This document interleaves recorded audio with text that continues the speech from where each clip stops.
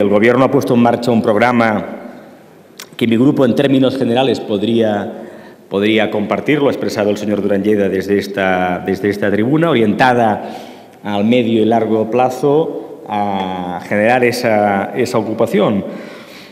Pero, señora ministra, como decía el clásico, el riesgo es que a largo plazo estemos todos muertos, ¿no? Y junto con esas políticas a medio y largo plazo necesitamos también políticas que sean capaces de revertir esa situación. Al final de su intervención usted hablaba, por ejemplo, del paro de larga duración, otra cifra. En el 2008, en el primer trimestre de 2008, era un 10%, un 11% casi, el número de parados que llevaban más de 2 años sin empleo. En el último trimestre del año pasado era el 27,1 el número de parados que llevaban más de 2 años sin empleo. Necesitamos políticas también en el corto plazo. En base de los márgenes fiscales y presupuestarios que el Gobierno tenga, ¿no? La regulación laboral en sí misma, por ella misma, siendo importante porque puede mejorar los niveles de productividad de las empresas, los niveles de competitividad, puede generar la confianza que necesitan las empresas, pero por ellas mismas no nos van a generar esa ocupación, ¿no? Fíjese, señora ministra, que el primer ministro italiano, Mario Monti, en su política de ajustes durísimos que está aplicando en Italia y con reformas estructurales valientes, como también está promoviendo. Estos días estamos leyendo en los medios de comunicación el debate que se produce en Italia en relación a la reforma del mercado de trabajo. Con esas políticas no tiene suficiente y plantea que parte de su política presupuestaria y con los márgenes fiscales que tenga existan políticas de estímulo a la demanda.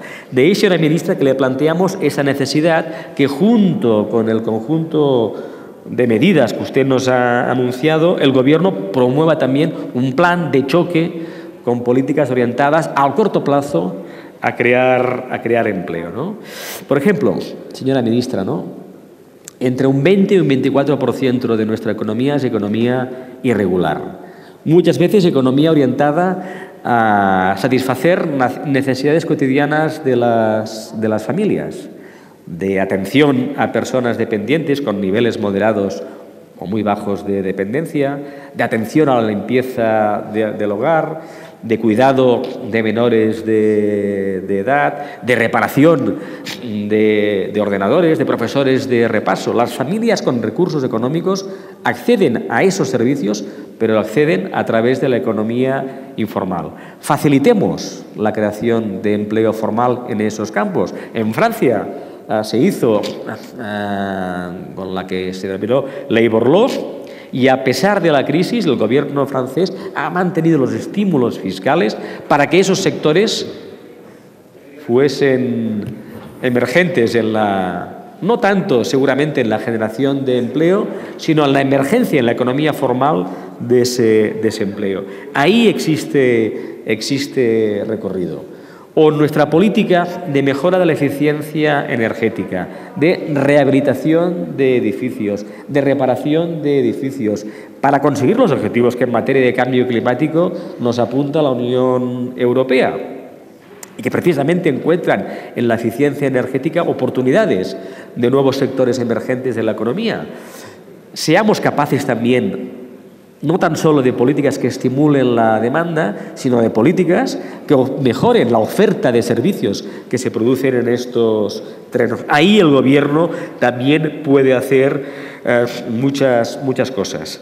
Y, señora ministra, yo comparto con ustedes, espero que en la reforma laboral, en la tramitación del Real Decreto, lo podamos resolver, garantizar esa libertad de las comunidades autónomas. Me parece muy sugerente el planteamiento que usted hace de que en el reparto de los fondos de las políticas activas de empleo reconozcamos que quien es más eficaz en la reducción del desempleo tiene mayor capacidad de gestionar recursos, no premiemos a quien es menos eficaz en este en este ámbito y avancemos en la efectiva vinculación entre políticas activas de empleo y políticas pasivas de empleo. Esa es de las grandes debilidades de nuestra política de empleo. Es más, como dije en la convalidación, las políticas de flexibilidad, si terminan siendo justas para el conjunto de los trabajadores, tienen que ver fundamentalmente con un mejor funcionamiento de nuestras políticas activas de empleo. Mi grupo le va a plantear una moción proponiéndole la aprobación de un plan de choque. Nos gustaría que en relación a esa idea fuésemos capaces dentro de unos pocos 15 días de alcanzar un acuerdo en esta Cámara con ustedes y, lógicamente, con el mayor grupo de números parlamentarios posibles. Nada más. Muchas gracias.